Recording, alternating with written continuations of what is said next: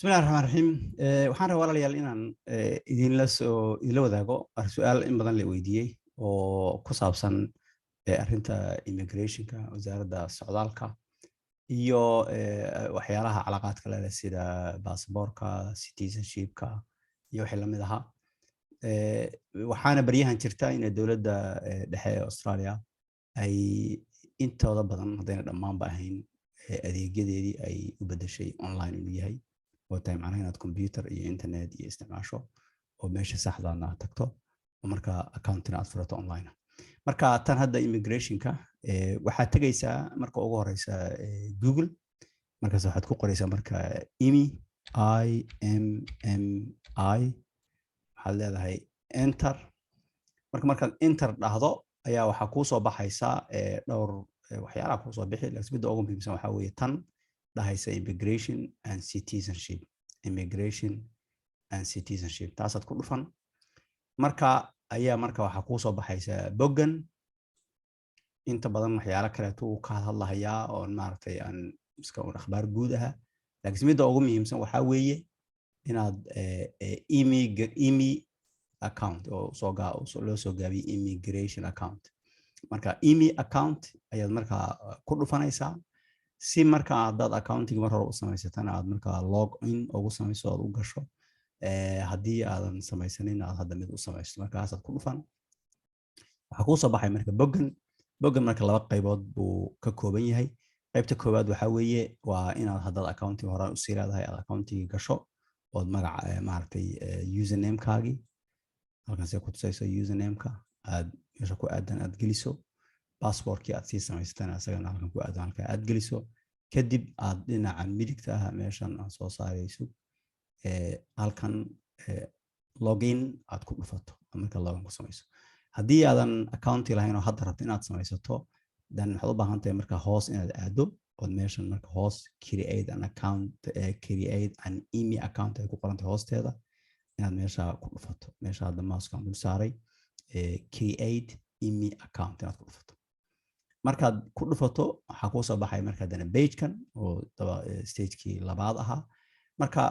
ka kor waxba ka taaban maysid individual baa tahay marka information kaaga marka u baahan inaad geliso new user details akhbaartaada cusub ruux cusub akhbaartiisa u baahan inaad geliso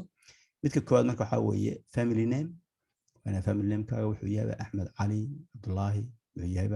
inaad marka halka aad geliso family name kaaga aad geliso given name ka magacaaga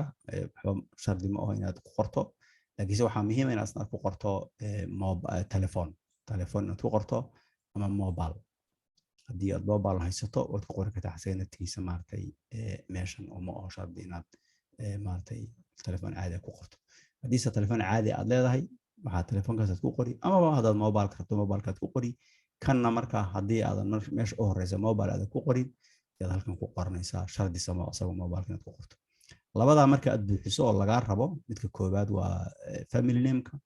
midka labaadna waa telefoonkaaga markaad ku qorto ayaa marka waxaad soo gudbisaa qaybta labaad marka waxa weeye waa sidii aad u geliso accounting marka aad gasho sida aad u isticmaali lahayd ama u geli lahayd ama hadii aad passwordkii ilowdo aad leedahay passwordkan ilaa ii bedela aad leedahay lagugu soo dari lahaa sidii aad u bedeli lahayd marka halkan waxaad ku qori marka email-kaaga waana muhiim inaad marka email sii samaysato haddaadan email lahayn dhalinyarada teenagers oo kale way ka caawinayaan hadii aadan garanaynin sida loo sameeyo email free oo lacag la'aan ah hadii kale tan dadka kaltan baan ugu yaan weeye xafiiska iyo meesha aan joogo dadku maartay dad badan baa inta igu yimaadaan ka caawiya marka email-kaad ku qori halkaas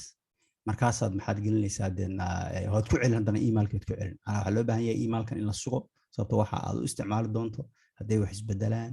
aad dhihi doonto passwordkan iska bedelay meesha aad ka wada xiriirsan waa email-ka marka waxay rabaan inay sugto